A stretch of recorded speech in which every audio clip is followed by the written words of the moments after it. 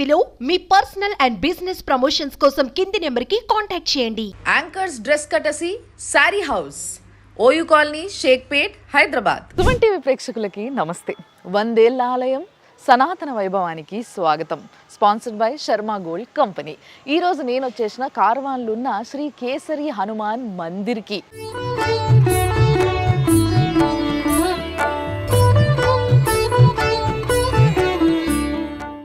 అవును, ఇది చాలా పవర్ఫుల్. దాదాపుగా ఒక 400 నుంచి 500 సంవత్సరాల కింద కట్టిన గుడి ఇది. అంత చరిత్ర దీనికి ఉంది. చరిత్ర గురించి నేను ఇంకా చెప్తా, కానీ దానికన్నా ముందు చాలా స్పెషల్ పాయింట్ ఒకటి చెప్పాలి.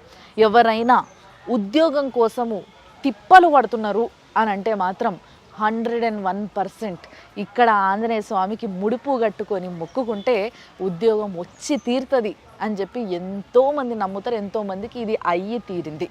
చాలా అంటే చాలా పవర్ఫుల్ టెంపుల్ ఇది. నన్ను నమ్ముండ్రి, నేను లోపల పోతున్నా, మీరు కూడా రండి. గుడిని చూపిస్తా, గుడి చరిత్ర చూపిస్తా. చాలా అందంగా ఉంటుంది, రండి.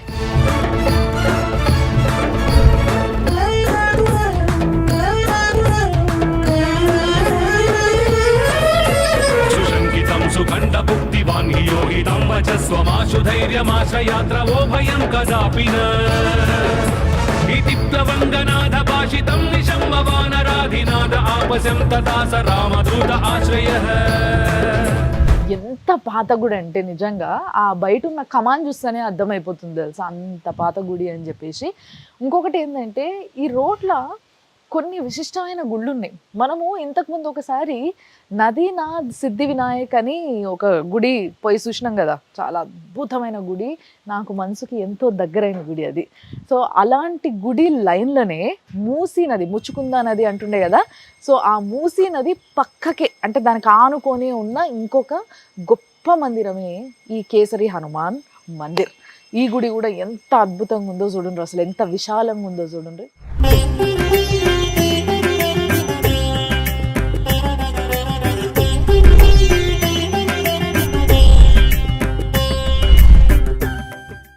గుడి లోపలికి రాగానే మంచిగా ఎదురుగానే యాప చెట్టు, రావి చెట్టు, జామ చెట్టు, అసలు ఎన్ని చెట్లు ఉన్నాయో, పెద్ద పెద్ద చెట్లు, చాలా పాత చెట్లు. తర్వాత ఈ గుడి గురించి స్పెషల్గా చెప్పుకోవాల్సిన ముచ్చట ఏంది అని అంటే, శివాజీ మహారాజు ఉన్నాడు కదా, మన ఛత్రపతి శివాజీ. సో ఆయన గురువు ఎవరైతే ఉన్నారో ఆయన కట్టించిన గుడి అనమాట ఇది. ఆయన్ని ఇక్కడ ఆంజనేయ స్వామిని ప్రతిష్ఠించారు. ఆ ప్రతిష్ఠించడానికి కూడా ఒక కారణం ఉంది. ఆ కారణం ఏంది అని అంటే, ఎప్పుడైతే సీతమ్మ వారిని రావణుడు అపహరించి లంకకు పట్టుకుపోయిండో అప్పుడు అమ్మవారిని ఎత్తుక్కుంటే ఫస్ట్ ఆంజనేయ స్వామి వస్తాడు కదా. సో అట్లా పోయే దారిలా ఈ ముచ్చుకుంద నదిలా స్నానం చేసిండంట ఆంజనేయ స్వామి. అంటే అందులో అట్లా మునకేసి బయటకు వచ్చి ఇట్లా తల్లి ఇట్లా అని అనేసరికి ఇట్లా నీళ్ళని పడతాయి కదా. సో అట్లా నీళ్లు ఇట్లా అని జల్లరిచ్చినట్టు ఇక్కడ పడ్డాయట. ఆ ప్రాంతమే ఇది అని గుర్తించి ఇక్కడ ఆ ఛత్రపతి శివాజీ మహారాజు వల్ల గురువు ఇక్కడ ధ్యానం చేసుకునేటందుకు హనుమంతుణ్ణి ఇక్కడ ప్రతిష్ఠించి పూజలు చేసి ఇక్కడ ఆయన ధ్యాన మందిరంగా ఇక్కడనే ఉండి ధ్యానం చేసుకునేటోడంట. అది ఈ గుడికి ఉన్న ఇంకో స్పెషాలిటీ. అయితే ఇంకొకటి ఏంటంటే, ఇక్కడ హనుమంతుడి దగ్గరికి లోపలికి ఓన్లీ మొగోళ్ళు మాత్రమే పోవచ్చు అనమాట, ఆడోళ్ళు పోవడానికి వీలు లేదు. మరి నువ్వెందుకు వచ్చినావు అనే క్వశ్చన్ మీకు వస్తుంది, నాకు తెలుసు. ఇప్పుడు నేను లోపల పోతలేను, ఎందుకంటే ఆడోళ్ళకి ఎక్కడి వరకు అయితే ఎంట్రన్స్ ఉంటుందో అక్కడి వరకు మాత్రమే నేను పోతా. బట్ దానికన్నా ముందు ఛత్రపతి శివాజీ మహారాజు వల్ల గురువు ఎవరైతే ఉన్నారో ఆయనకు ఒక విగ్రహం పెట్టిర్రీడ, చూపిస్తారా అండ్రి.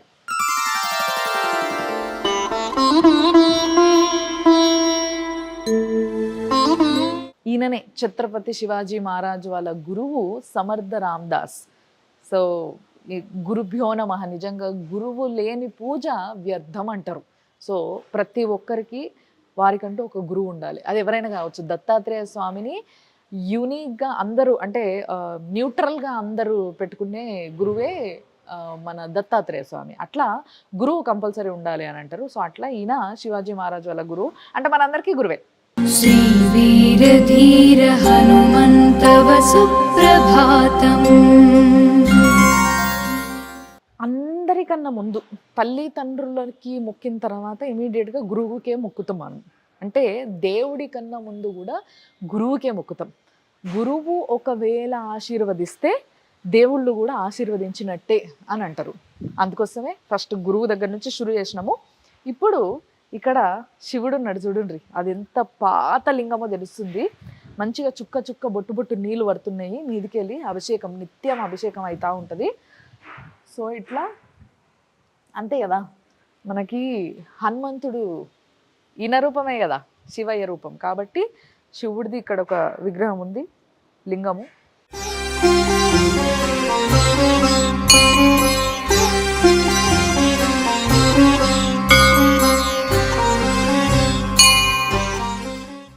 చాలా మంది ఇంట్లల్లో పెద్ద పెద్ద లింగాలు తెచ్చేసుకొని పెట్టుకొని పూజలు చేయలేక తీసుకొచ్చి ఇక్కడ పెట్టేసినట్టున్నారు.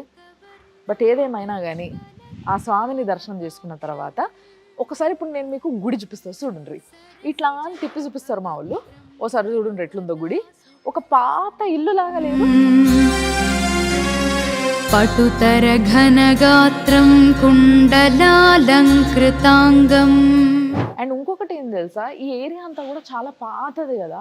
అండ్ ఎప్పటి నుంచో కొన్ని వందల సంవత్సరాల నుంచి ఇల్లులు కానీ జనాలు కానీ వాళ్ళ జీవన శైలి కానీ అదే విధంగా ఉంటుంది అనమాట. ఈ ఏరియా అంతా కూడా కార్వాన్లో మీరు చూసినట్టయితే. సో అట్లా ఇట్లా ఇల్లులు కూడా లోపలనే ఉంటాయి, అంటే గుడి లోపలనే ఇల్లులు ఉంటాయి అనమాట. ఆ మహారాజులు ఉంటారు. అంటే మహారాజు అంటే మీకు తెలుసు కదా, మహారాష్ట్రలో వీళ్ళు పంతుల్ని మహారాజు అంటారు. సో అట్లనే పిలుస్తారు కాబట్టి మహారాజు వాళ్ళు గిన్నెనే ఉంటారు కావచ్చు. ఇప్పుడు రండి పోదాం మనం గుడి దగ్గరికి.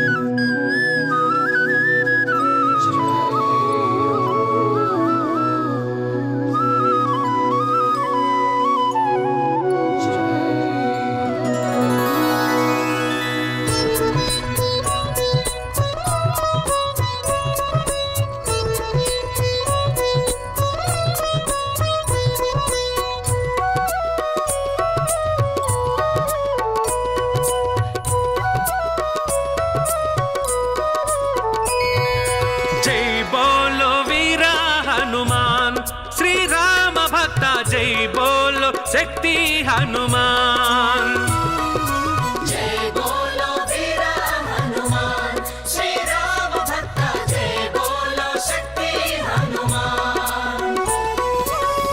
अंजनी पुत्र अति बलवंत अभयमुलिच्चे स्वामी विनीवे कदा।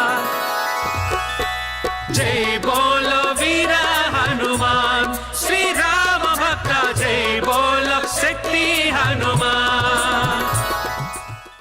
ఇప్పుడు ప్రస్తుతం ఇక్కడ ఏ మహారాజు అయితే పూజలు చేస్తుండో ఆయన 11వ తరం అంట. అంటే వాళ్ళ ఫ్యామిలీ 11వ తరం ఆయన ఇప్పుడు ప్రస్తుతం పూజ చేస్తుండు. అంటే గత 10 తరాలు ఇక్కడ ఇట్లా పూజలు చేసి చేసి చేసి ఉన్నోళ్ళు అనమాట. వాళ్ళ ఫోటోలన్నీ కూడా ఇక్కడ లోపల ఉన్నాయి. ఇప్పుడున్న మహారాజ్ పేరు అయితే దేవేందర్ దేశపాండే మహారాజ్ అనమాట. ఆయన పూజలు చేస్తున్నాడు. ఆయనతో కూడా నేను మాట్లాడిపిస్తా. బట్ ఇప్పుడు మీరందరూ వెయిట్ చేస్తున్నది ఆ స్వామిని చూసేటందుకు కదా, ఆయననే చూపించబోతున్నా. కానీ ఒకటి ఏంది అని అంటే ఇక్కడ ఆడోళ్ళు లోపల పోయేటందుకు లేదు కాబట్టి ఇక్కడ రండి. ఇక్కడ నుంచి మొగోళ్ళు లోపలికి పోతారు అన్నట్టు. ఇట్లా మెట్ల దారి ఉంటుంది, అక్కడ దాకా మనం పోయి చూడొచ్చు, లోపల పోవడానికి లేదు. రండి కిందికి పోయి ఇట్లా సన్న దారి ఉన్నది కదా, ఇట్లా అని కిందికి పోయి లోపలికి లెఫ్ట్కి పోతే గర్భగుడి అన్నట్టు. సో ఆ గర్భగుడికి ఓన్లీ మొగోళ్ళు మాత్రమే పోతారు. అండ్ ఎవ్రీ మంగళవారము ఎవ్రీ శనివారము ప్రతి శనివారం మంగళవారం మాత్రం ఇక్కడ ముడుపులు కడతారు. ఆ స్వామిని చాలామంది నాకు ఉద్యోగం కావాలి స్వామి, నేను బాగుపడాలి అని చెప్పి మొక్కుని, అంటే ఆ ఒక్క కోరికనే కాదు ఎన్నో కోరికలు మొక్కుకుంటారు. ఎవరికి తోచింది వాళ్ళకి ఏ కష్టం ఉంటే దానికి సంబంధించి కోరికలు కోరుకొని ముడుపు కడతారంట. తప్పకుండా ఆ కోరిక నెరవేరుతుందట. నెరవేరిన తర్వాత ఆ స్వామికి చాలా విచిత్రంగా చాలామంది వచ్చి నెయ్యి సమర్పిస్తారట. ఎందుకు అంటే దానికి కూడా ఒక ముచ్చట ఉంది, అది ఆడిపోయినాక చెప్తారండి. ఇప్పుడు మనము ఏ గుడికి పోయినాం కానీ ఫస్ట్ వినాయకుడు కనబడతాడు. వినాయకుడు ఏ గుడికి పోయినా అల్టిమేట్గా మనం వినాయకుడిని మొక్కుతాం. సో ఇక్కడ వినాయకుడు విగ్రహమే లేదు, బట్ ఈ పైన ఉంది చూసిండ్రా, ఆ పైన వినాయకుడు ఉన్నాడు, ఆయనను మొక్కుందాము.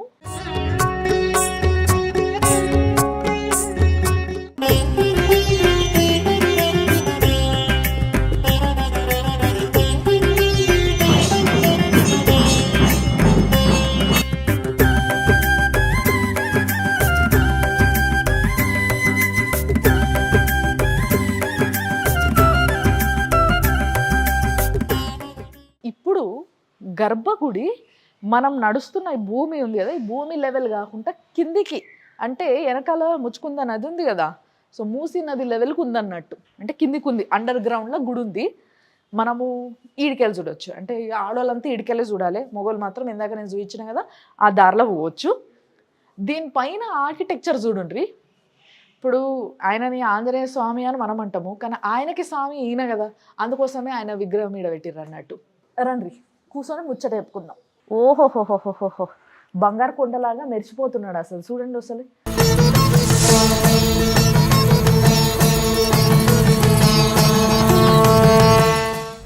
అసలు ఆ కాస్ట్యూమ్ కూడా ఎంత మంచి గుట్టించిర్రో, ఆ దేవుడికి మంచి బట్టలు గుట్టించిర్రు, మంచి వేసిర్రు, ఎల్లో ఇంకా గ్రీన్, చాలా వైబ్రెంట్ కలర్. ఇక్కడ నుంచి కూడా అంటే ఇట్లా కిటికీలకి వెళ్ళి చూసేటోళ్ళకి కూడా తనివి తీరేటట్టు కనబడతాడు అన్నట్టు, అంత బాగా కనబడుతుంది చూడండి.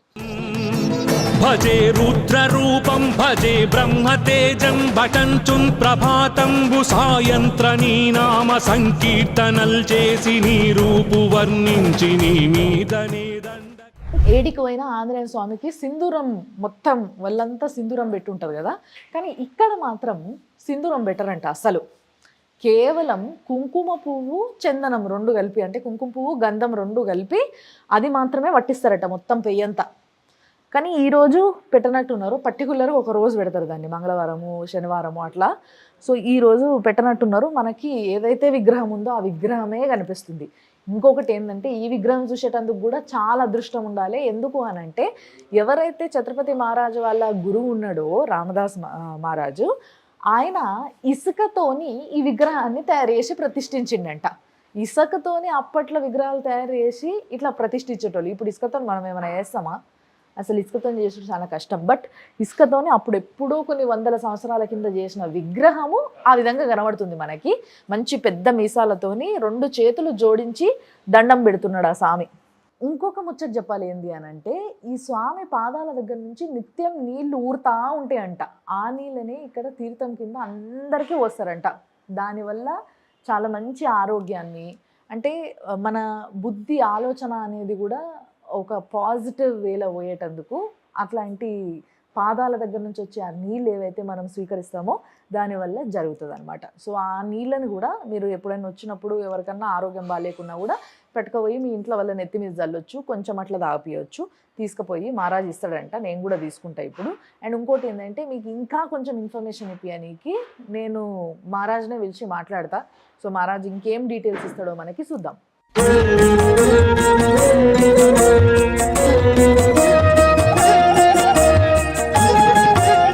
సో ఇంకొన్ని విషయాలు ఈ గుడి గురించి మాట్లాడేటందుకు నేను కూర్చున్నా. ఇప్పుడు ఈ గుడి మహారాజ్ మెయిన్గా ఈ గుళ్ళ పూజలన్నీ చేసేది, ఈ గుడిని నిత్యం కంటికి రెప్పలాగా కాసేదే ఈ మహారాజ్ అన్నట్టు. ఆయన పేరు దేవేందర్ దేశపాండే మహారాజ్. ఆయనే నా ముందున్నాడు కాబట్టి ఆయనతోనే మాట్లాడదాం. మహారాజ్ నమస్తే. జై శ్రీరామ్. జై శ్రీరామ్ మహారాజ్. సో మరి చాలా బాగుంది విగ్రహము, ఈడికెళ్ళి చూస్తుంటే కూడా అసలు ఎంత అందంగా ఉందో అసలు. సో ఈ గుడిలో ముఖ్యంగా ఇట్లా ఆంజనేయ స్వామి కిందికి ఉండడానికి ఏమైనా కారణం ఉందా, అంటే గ్రౌండ్ లెవెల్ కాకుండా? అమ్మా ఇది పైన పక్కన ముచ్చుకున్న నది, ఇప్పుడు మూసీ నది అయింది, పూర్వం ముచ్చుకున్న నది లెవెల్లో ఉంది అది విగ్రహం. సమర్థ రామదాస్ స్వామి గారు ఇక్కడ అనుష్ఠానం చేసి అక్కడ ఇసుకతోనే నిర్మించిన ఆలయం అది. ఓకే. దాని తర్వాత పైన కన్స్ట్రక్షన్ అయింది, అంతా హైట్ లేపి ఇవన్నీ అయ్యి మొత్తం అయ్యి దాని తర్వాత అయింది అదే టైంలోనే. సో ఆయన అనుష్ఠానం చేసి స్థాపించిన ఆలయం. ఇసుకతో చేసినప్పుడు ప్రతి చోట మీకు సింధూరం పెడతారు ఆంజనేయ స్వామి. ఇక్కడ ఏంటంటే ఆ సింధూరం పైన ఇసుక పైన ఉండదని ఆయన గంధం చెక్క పైన నూరుతూ దాంట్లో కుంకుమ పువ్వు వేసి ఆ లేపనం పెట్టి స్థాపించారు. అప్పటి నుండే రెండు పాదాల మధ్యలో ఎప్పుడు తడి అనేది ఉంటుంది అన్నమాట. ఆ వాటర్ సకల రోగ నివారణ మా ప్రకారంగా. అందరూ వచ్చేవాళ్ళు ఆ నీళ్లు పైన వేయించుకొని వెళ్తారు అనమాట, బాటిళ్లలో నింపుకొని. ఏమైనా ఇష్యూస్ ఉన్నా ఆ వాటర్ యూజ్ చేసుకుంటారు వాళ్ళు. ఆయన అప్పుడు పూర్వము దాంట్లో దీపాలు ఉన్నాయి చూస్తున్నారా, అవి 1918 వరకు దీపాల పైన అవి లేవు. దీపాలు రాతి దాంట్లోనే వెలిగేవి అన్ని. 1918లో హైదరాబాద్ ఫ్లడ్స్ వచ్చి మొత్తం మునిగిపోయింది. అప్పుడు ఆంజనేయ స్వామికి ఇక్కడ వరకు వాటర్ వచ్చినాయి. ఆ దీపాలు భిన్నం కావద్దని దానిపైన హైట్ పెంచడానికి పెట్టినారు అనమాట. ఓకే మా great grand father. Okay okay.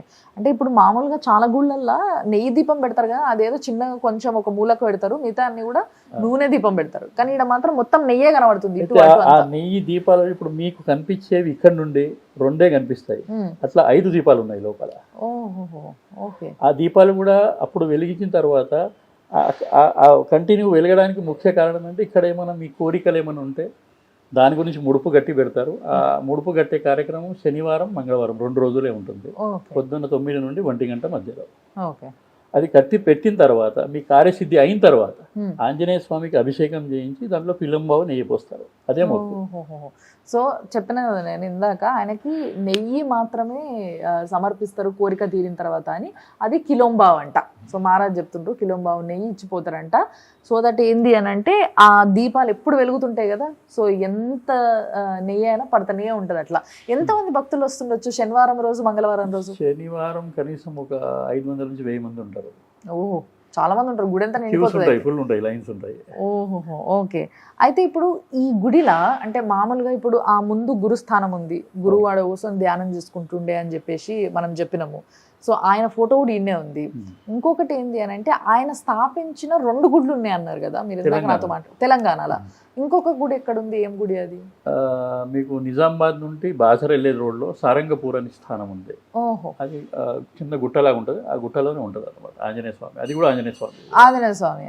So తప్పకుండా మనం అది కూడా చూద్దాము. అది మీకు మహారాష్ట్రలో సజ్జన్గఢ్ అని ప్లేస్ ఉంది ఒకటి, అది ఈయన మెయిన్ స్థానం, గురువు గారి మెయిన్ స్థానం అది. ఆయన శివాజీ గురువు గారు. అవును అవును. సో అక్కడ మీకు ఆ 87 దేవాలయాలు ఏ రోజు స్థాపించినారో అది మొత్తం లిపిలో ఉంది, రైటింగ్లో. ఓకే. ఇక్కడెక్కడ ఏ దేవాలయం స్థాపించారు. అక్కడ కేసరి హనుమాన్ దేవాలయం ఉంది. ప్రతి సంవత్సరము గురువు గారి పాదుకలు ఇక్కడ వస్తాయి అనమాట, వచ్చి వెళ్తాయి అనమాట. ఇక్కడికి వచ్చి దేవాలయాలు ప్రతి సంవత్సరం తిప్పుతారు వాళ్ళు. Okay okay okay. ఆయన వచ్చినట్టుగా దర్శనం చేసుకోతారు. ఇంకోటి ఏంటంటే ఆంజనేయ స్వామికి మనం మీసాలు అనేది చాలా తక్కువ చూస్తాం, చాలా తక్కువ విగ్రహాలకు మాత్రమే మనకి ఆంజనేయ స్వామికి మీసాలు కనబడతాయి. ఇక్కడ కూడా స్పెషల్ గా మీసాలు బాగా. ఇది మీకు భక్తి రూపంలో ఉంది ఆంజనేయ స్వామి. దాస్ మారుతి అంటారు, అంటే చేతులు జోడించున్నారు. ఆ భక్తి రూపంలో ఉన్నాడు కాబట్టి ఆయనకు మీసాలు. అంటే మన ప్రపంచంలో 2 దేవాలయాలు మీసాలు ఉన్నవి ఉన్నాయి. ఒకటి ఇది, ఒకటి రాజస్థాన్లో సాలాసర్ అని ఉంటుంది. ఆ 2 ఉంటుంది. ఆ సాలాసర్లో అంటే విగ్రహం ఇంత లేదు, ఫేసే ఉంటుంది, దానికి మీసాలు గడ్డం కూడా ఉంటుంది. ఓహో, గడ్డం కూడా ఉంటుందంట. అయితే ఈసారి మీరు రాజస్థాన్ పోయినప్పుడు ఆ గుడికి కూడా పోయారు. సాలాసర్ హనుమాన్జీ ఫోటో ఇక్కడ ఉంది, మీకు చూపిస్తాను నేను. ఓ, ఇక్కడ ఉంది ఆ ఫోటో. అసలు అంతకన్నా అదృష్టమా. ఇంకొకటి, ఒకవేళ స్వామివారికి అంటే మామూలుగా హనుమాన్ గుళ్ళల్లో నేను చూసింది ఏంటంటే వడమాల వేయడము, లేకపోతే ఆకు పూజ చేయడం, ఇలాంటి పూజలు కూడా జరుగుతాయి ఇక్కడ. ఆకు పూజ, వడమాల, రోట్ అప్పాల నైవేద్యం, ఇవన్నీ అన్నీ చేస్తారు. శనివారం మంగళవారం ఎక్కువ చేయిస్తారు జనాలు కాబట్టి ఆ రోజు ఎక్కువ ఉంటుంది.